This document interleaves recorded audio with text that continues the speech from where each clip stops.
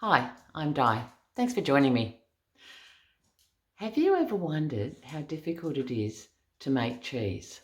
Something that I thought was a lot more difficult than it actually is. So today I'm going to show you how to make ricotta cheese.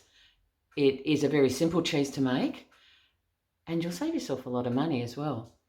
The other thing that's good about it is that if you've got milk that's nearing expiry and you don't know what you're going to do with it, rather than waste it, doesn't take long to make this.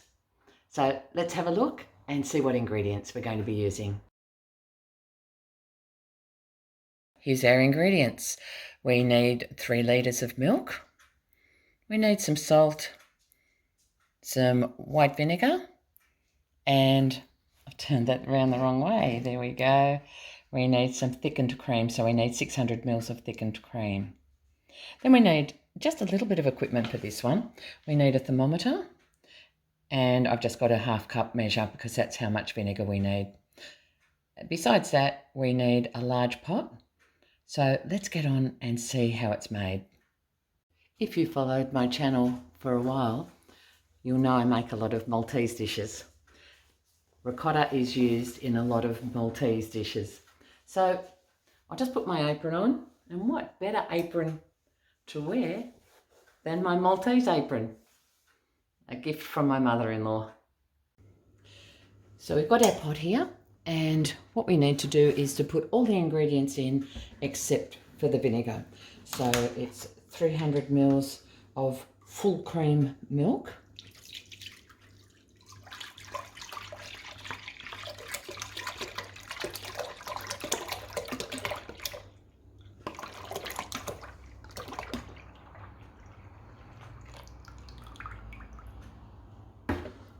And then we have our 600 mils of cream.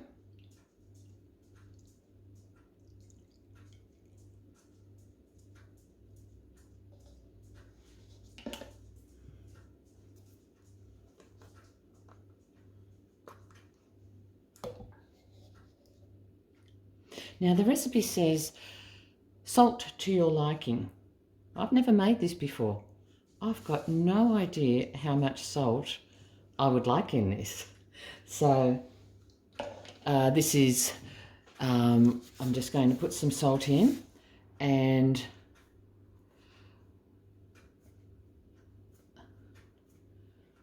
I would say I've probably got about just under a tablespoon there. So that's what I'm putting in. And after I make this, then I'll know whether that's too much or too little. Okay, now we've got to take it over to the stove. So just join me over there. It's on the stove now. I'm just going to give it a mix, just to mix that salt and to mix the cream and the milk, just to blend it right through. Now I'm going to heat it up, and I need to put my thermometer on here, and we need to bring the temperature up to 85 degrees Celsius. So I'll just pop that there where I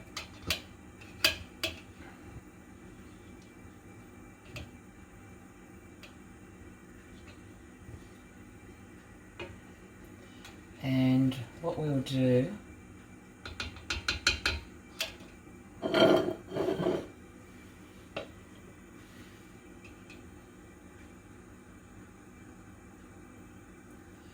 we'll come back once it's up to 85 degrees.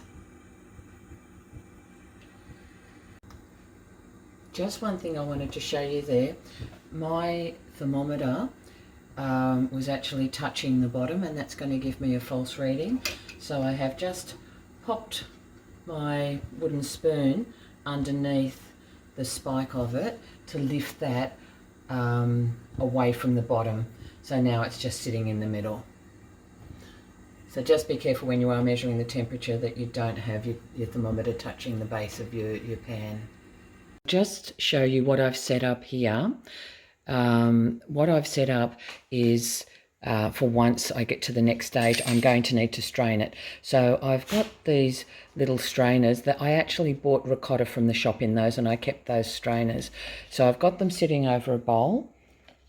I've got 3, and there's another one there, and because I don't know how much it's going to make, so I've got those 3 ready to go, and I've got a slotted spoon there, and I've also got a board that I can bring the saucepan over and put it straight on that board. So it's just about reached the 85 degrees Celsius. Just as soon as it does, I will turn off the heat.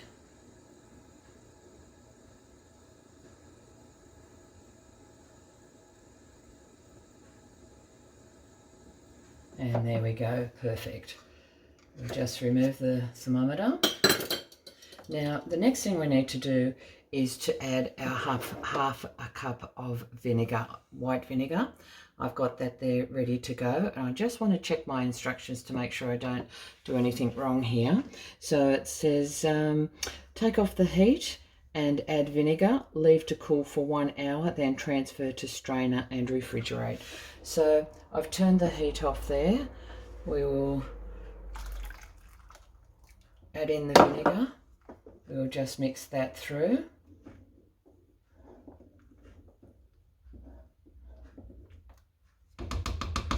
Then I'll leave that to cool. If you're enjoying this video and you want to make sure that you don't miss any of my new videos, please like, subscribe to make sure you don't miss any of my new videos. Ding, ding, ding on that notification bell, and then you'll always know when I've put a new video up. Okay, we've left that to cool for an hour, and now we're going to strain it.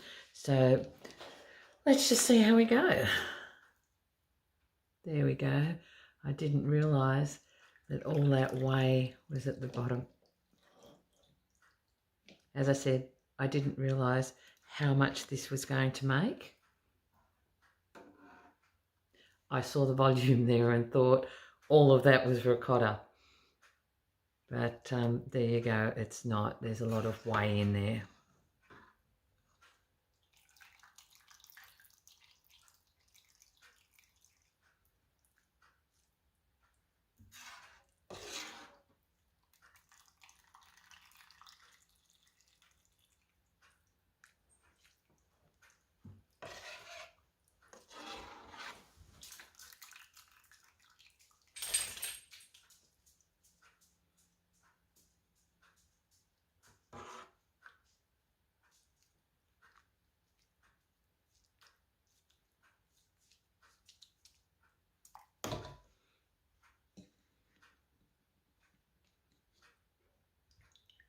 Oh, that is really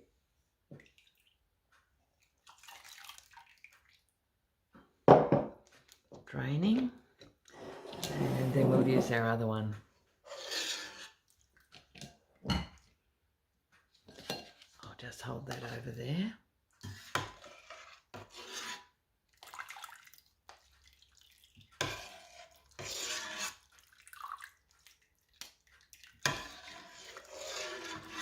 Now you can use this whey, do a bit of research.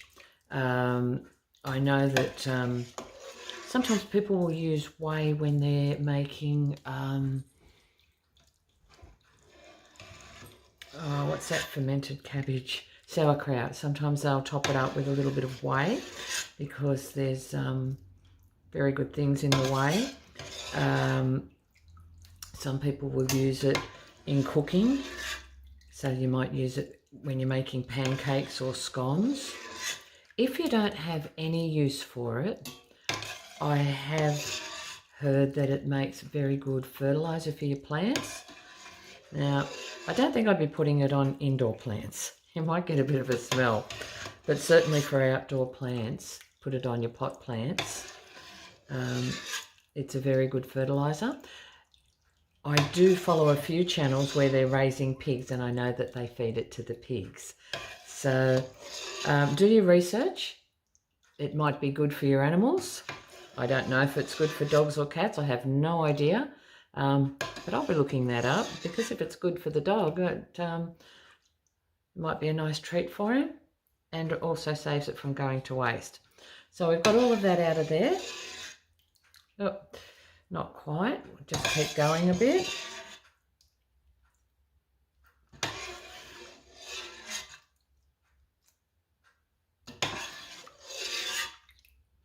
Okay, that's it. So I'll just smooth that one down, make it nice and flat on top. Now we'll leave that in the fridge overnight, and we'll leave it draining, and then we'll come back and I'll show you the finished product.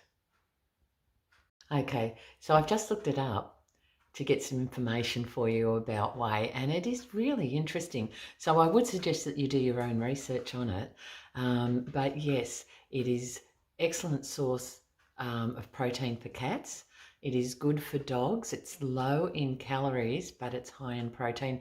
They say it's very good for older dogs. Now, if you've added salt to it, if you've added a lot of salt, you want to be careful with that.